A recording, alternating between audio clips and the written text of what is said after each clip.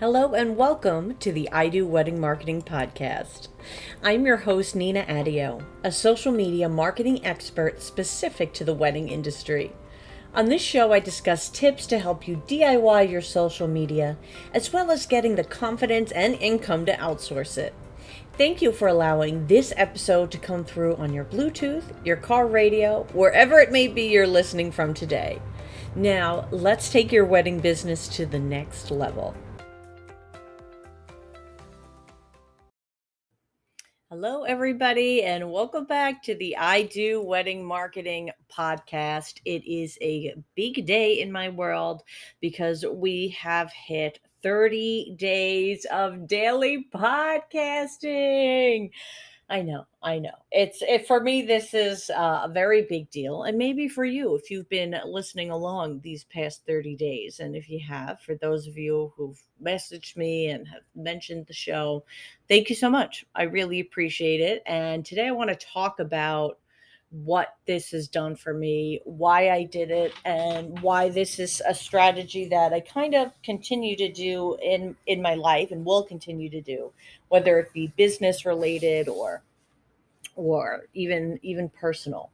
So before I get into it, this is also a big day for me because tomorrow's the workshop, guys. So this was something I wanted to do leading up to the workshop to really kind of get my talking craft down, get my familiarity with promoting a limited time engagement, right? Because normally what I do is just the full service social media, which people contact me about all year long. So there was a lot I wanted to practice with this workshop, and what I'm learning is really keep going, because it's the day before the workshop and we're still selling tickets and I'm still hearing from people about it. So it's exciting to know I've had not only, my social media that I've set up, but this podcast as a place where I can talk about this process as well. I just got a text from my mother, some real life here. She's in Vegas. She said she almost fell in Starbucks carrying coffee and tea and is still crying about it. And so I asked, did you spill the drink? She said no. And it was like, did you really fall? And she's like, she didn't fall. So it's like, what happened? What happened? That was so bad. She's still crying about it. I feel horrible. So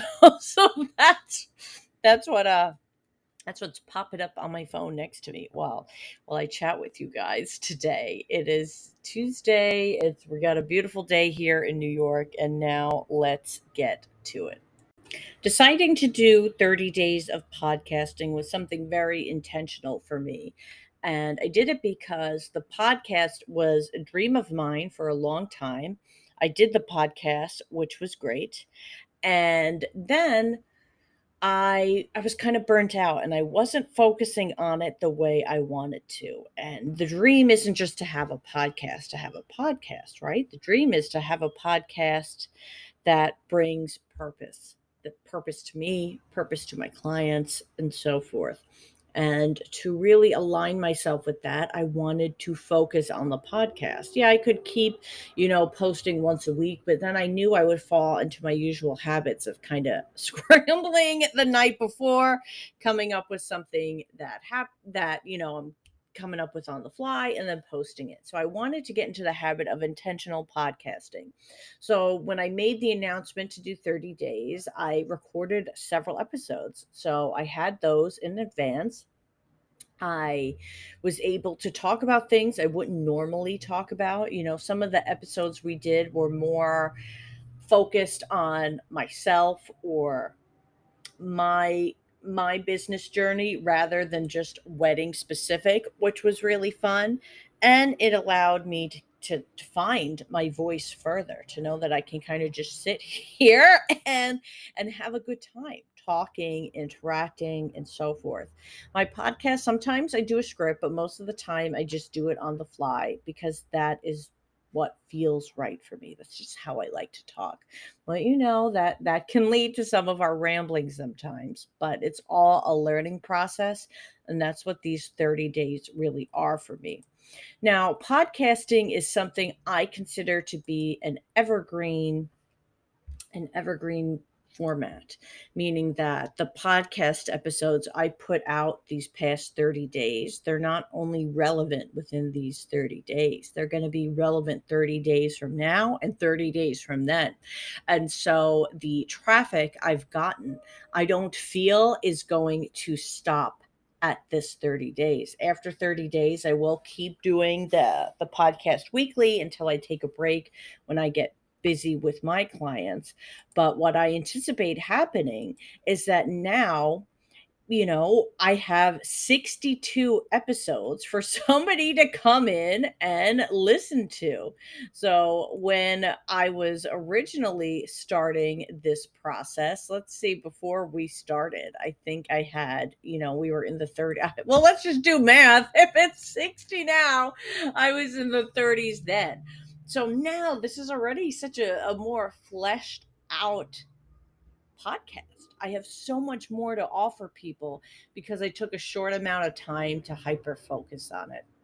Now, it's not always going to work to kind of hit it and quit it, right? To kind of blitz for 30 days and then just stop cold turkey. And that's why I'm going to continue to do weekly episodes. And I might do a weekly episode and then one short one throughout the week. I'm still going to feel that out.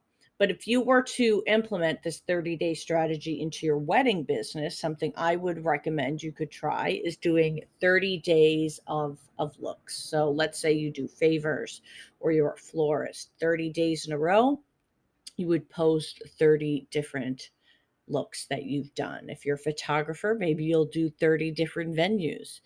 If you are a venue, maybe you'll do 30 different weddings you've done or 30 different themes, etc. So just a way you can showcase your work in different ways, and that automatically gives you the the purpose of what you're going to be posting in that time frame.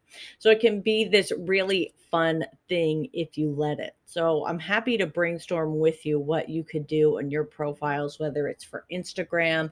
I mean, I think if you're trying to get into reels, and I've done this for accounts of mine, I started doing 30 days of reels to get them onto the client's profiles, to stretch what I could come up with, and to really explore what we could create together. So, what is it that you wish you could do in your business? And can you make a 30-day commitment to try it?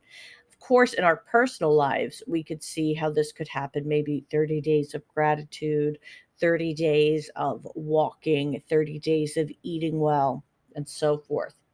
There is a podcast I listen to called Happier, and they did something called 20 in 20. So in 2020, they committed to doing 20 minutes of walking every day in 2020.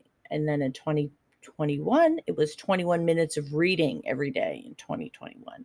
So maybe there's something you want to devote 22 minutes towards every day in 2022 or the rest of this year, right? And that could be listening to other podcasts, could be engaging with your audience, it could be meditating, just taking a break and not focusing on work for 22 minutes a day.